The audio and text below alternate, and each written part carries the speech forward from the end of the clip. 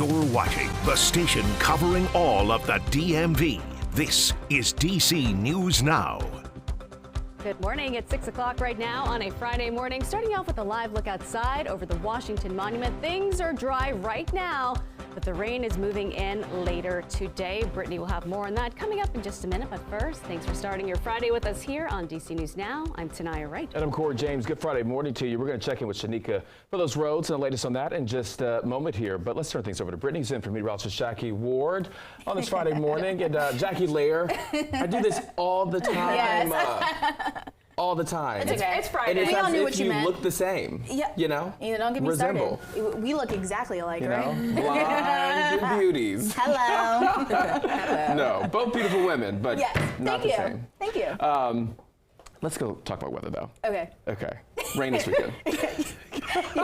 Rain and cooler temperatures. Yes. This is going to be the second weekend in a row we are going to be dealing with not so great weather, but at least we are seeing dry conditions right now. Satellite and radar is showing you not even rain to talk about right now in the entire DMV, but we are waking up to some clouds out there, so do keep that in mind when heading out. Zooming satellite and radar out to show you the wider view, this is what we're going to be keeping an eye out on. This boundary right now that's in the Ohio Valley, that's going to be providing us those showers and storms this afternoon, so we'll time that out for you in just a bit. Shanika?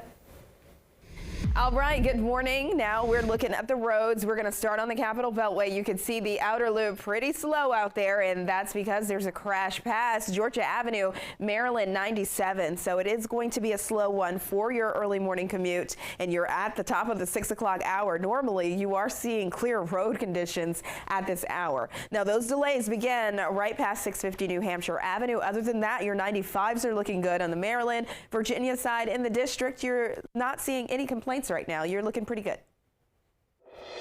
Shanika, thank you. This morning, police are still looking for the suspect who called in a bomb threat targeting a Montgomery County high school. The threat forced the lockdown of Bethesda Chevy Chase High School on Thursday afternoon. Our Liberty Zabala live at the school this morning, where some students and parents are waking up concerned. Liberty, good morning.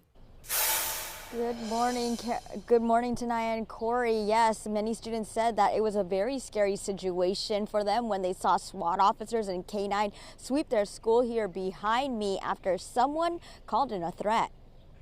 Montgomery County Department of Police say the call came in just after 11 a.m. Thursday morning. The community engagement officer who spoke with the caller determined there was enough of a threat to call for more units.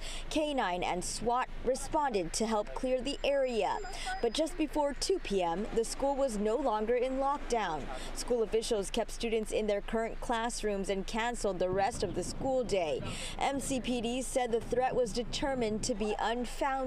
MCPD said other businesses around the country were targeted with similar calls on that very same day. Now they are investigating a possible connection between these calls. Meanwhile, just last month, DC News Now spoke with an MCPD officer about MCPS threats. At the time, he said there had been around 140 threats just this school year, and that threats can happen almost weekly. The security guards started yelling at us to get inside, and I felt like really scared. I was like, what is going on? I was really confused for the most part because they weren't really telling us what was happening. But yeah. Yeah, and I was in the hallway eating lunch with my friends, and over the announcements, some like alarm came on, and then they said we needed to go to a classroom immediately and find a teacher. So we just kind of went to a classroom, and all the teachers were like rushing us in. So I guess it was kind of scary because we just didn't really know what was going on. Very frightening for many students. Now, we also reached out to Montgomery County Public Schools about whether there'll be increased security as well as additional counselors on site for students as they return this morning, and we are waiting to hear back. For now, live here in Bethesda, Liberty Zabala, DC News Now. Thank you, Liberty. Swatting incidents and bomb threats at schools increasing in recent years, according to the Bureau of Alcohol, Tobacco, and Firearms. The data shows schools are the second most likely place to be targets of these threats. Now, high school is more likely to face threats than colleges or elementary schools. The FBI created a database to keep track of swatting incidents last year. Well, Prince George's County Police need your help searching for a person who they say shot and killed a man last night. The shooting happened at an apartment complex parking lot in Suitland near Hillmar Drive, and according to police, It took place around 7 p.m. Officers say the man killed had multiple gunshot wounds. DC News Now spoke with neighbors who say they are afraid. It's scary. We have children. Everybody has children around here, and it's like a family community. And police say the man died at the scene. They believe the shooting was targeted. Maryland Governor Wes Moore signing 3 new bills that he believes will make the state safer. One is called the Juvenile Reform Bill. It is supposed to hold young people more accountable when sentenced or put on probation. The initiative also gives a judge the ability to extend probation past the maximum sentence.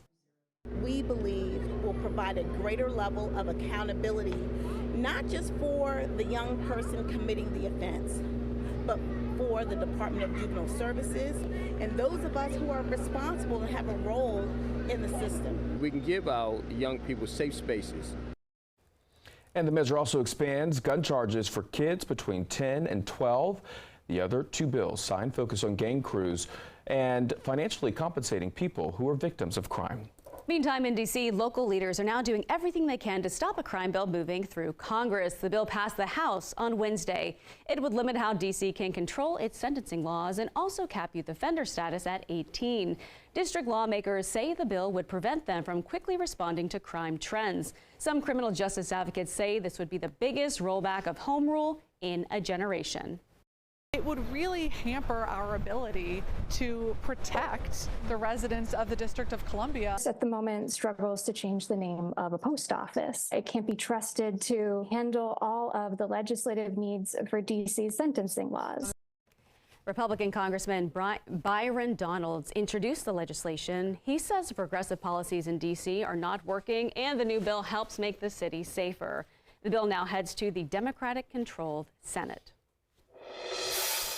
It was a close call caught on camera in Fairfax County, Virginia. Body camera video showing a car slamming right into the door of a police vehicle on the highway as the officer was about to get out of the car.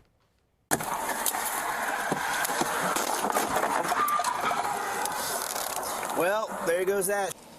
Yeah, you hear that reaction there. Fairfax County police say the driver was using her phone just before crashing into the officer's vehicle. Fortunately, though, no one was hurt. However, police say this serves as a very important reminder to stay off your phone while driving. Fairfax County leaders discussing a proposal to increase bus fares. Now, the proposal would raise bus fares from $2 a ride to $2.75. Express fares would also increase to $4.80. That's 50 cents more expensive than they currently cost. The increase is scheduled to begin July 1st, and people in the county can weigh in on the proposal through a survey on the Fairfax County government website. Time right now is 6:08. Today is National Bike to Work Day, and hundreds of bicyclists are expected to be out on the roads this morning. Now, the day encourages workers to get some exercise and embrace a greener, more cost-effective way to make it to the office. Now, if you don't have a bike of your own, you can still get a ride for free. Capital Bike Share promises to give new users across the DMV a free 30-minute ride, and there are hundreds of pit stops across the area for those riders. Our Yamarie Sase is at one in Northwest. And Yamarie, have you said you don't know how to ride a bike. Have you tried yet this morning to learn?